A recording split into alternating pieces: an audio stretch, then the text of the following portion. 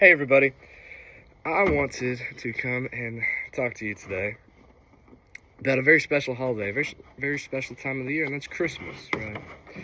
Now, probably thinking, man, it's already January, we've already had New Year's, why are we talking about Christmas again? Because I believe that the best part of Christmas is what comes after the holiday. You see, Christmas, it's a season where most people, they can't wait for, from the lights, the sounds, the tastes, even the smells of Christmas, the aroma of it. It just has this sense of letting you know that this time, it's that time of the year. It's here, it's finally here, it's Christmas. But I want you to ask yourself, what is it that you think of when you think of Christmas? Do you think of the decorations? My family's decorations are still up right now outside. Is it the decorations? Is it the food? You have the taste, that Christmas dinner that you're so excited for? Is it the gifts? A lot of people go all out for it. Or is it what some people call the true meaning of Christmas, which is Jesus? Now, I want us to hold on to that thought, that true meaning of Christmas. Because yes, Jesus is the reason for this season. However, there's more to it than just that phrase. There's depths, there's these layers, and as we go in, we're going to uncover each and every single one of these layers. In order to get to that, though, this true meaning of Christmas, the truth behind it, we have to look at where we can actually find Christmas in Scripture. So that's going to be in Matthew chapters 1 and 2, Luke 1 and 2. We're also going to look in John chapter 1 and even Revelation 12. And so with each of these four, we get certain things that are very unique to each one of these books. And so in Matthew, the unique side of this story is the Bethlehem star, the massacre of the innocents, and the visit to the Magi. In Luke, it's the census, the stable, the swaddling clothes, the shepherds, and the angels. In John, we see this thing known as the metaphysical. What does that word even mean? It just means that it's the exploration of the symbolic or abstract things. For example, in John 1, the Word became flesh and dwelt among us. And finally, in Revelation, we see that it presents the Christmas not merely as a birth, but as a cosmic invasion of God into a hostile, fallen, and broken world. So if we look at all four of these, we have a 10-part journey that is the Christmas story. And ultimately, we discover what the true meaning of Christmas is and all of its glory. 1, before time began, there was the eternal Word. John 1:1, in the beginning was the Word, and the Word was with God, and the Word was God. So before angels sang, before stars burned, and before Eden bloomed, Jesus was. He already existed. See, he is not created, he is creator. John 1:3 says all things were made through him. He was waiting for the moment that heaven would break into earth. Jesus did not begin in Bethlehem. He entered Bethlehem. 2, heaven declares war. The woman and the dragon. A great sign appeared in heaven. A woman clothed with the sun, and she was with child. Revelation 12:1-4. Now look, okay, bear with me. There's a few opinions on who the woman in this section is. Some say it's Mary. Some say that it's the nation of Israel. Others that it's Mary and then later becomes Israel. Even some say it's the church. There's lots of different opinions and there's lots of ways to back up each one. For instance, a great sign appeared in heaven. This could be Gabriel appearing to Mary.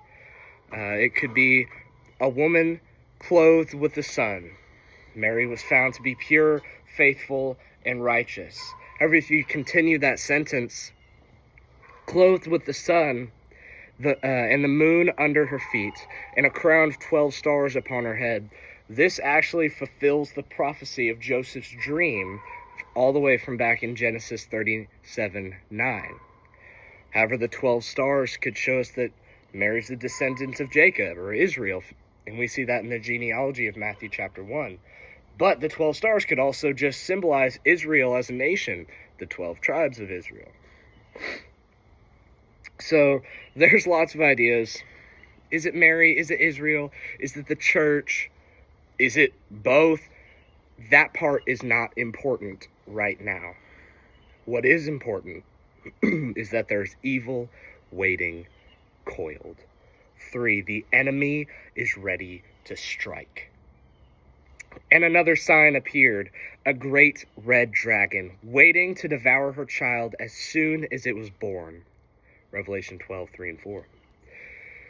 Now, we often look at Herod being the villain of the Christmas story with the massacre of the innocents, all of the young. However, behind that decree, there was Herod. Behind Herod, there was Rome. And behind Rome, there was a dragon. So you see, Christmas is not a gentle story.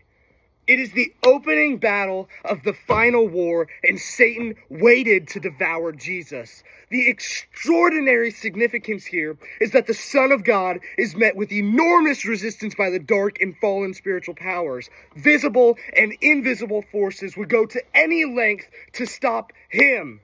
But Jesus, but God, will set right his fallen creation. 4, Gabriel is sent. And he's sent with a promise to Mary. He will be great. You see, in Luke 1:31, you will conceive and call his name Jesus. However, he will not merely just be born, for he will be great, and of its kingdom there will be no end. Luke 1:31-33. And so right here we see one of these examples of Mary being that earthly vessel of Revelation 12's woman.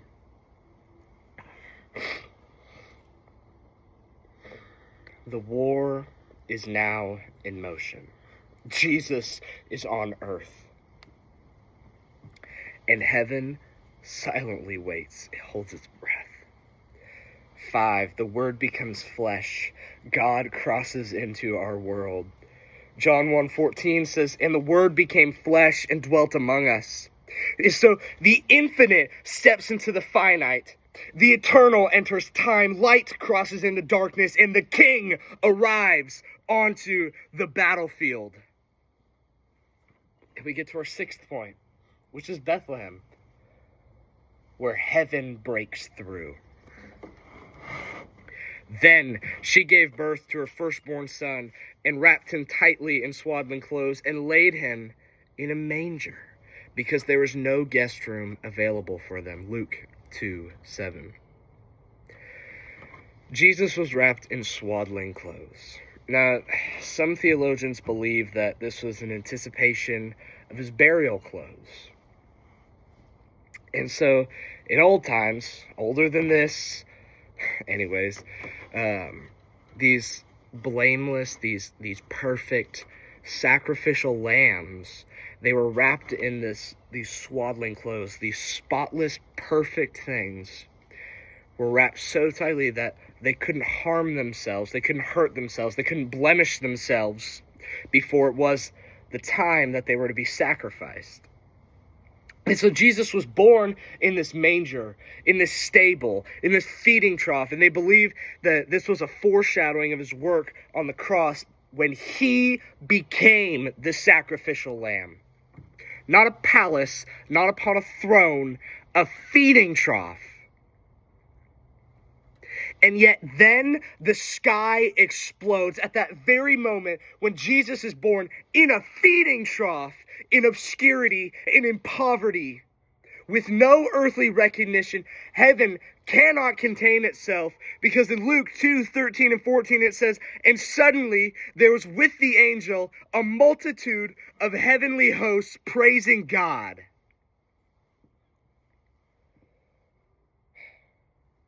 And so I just want to try and get a grasp of that.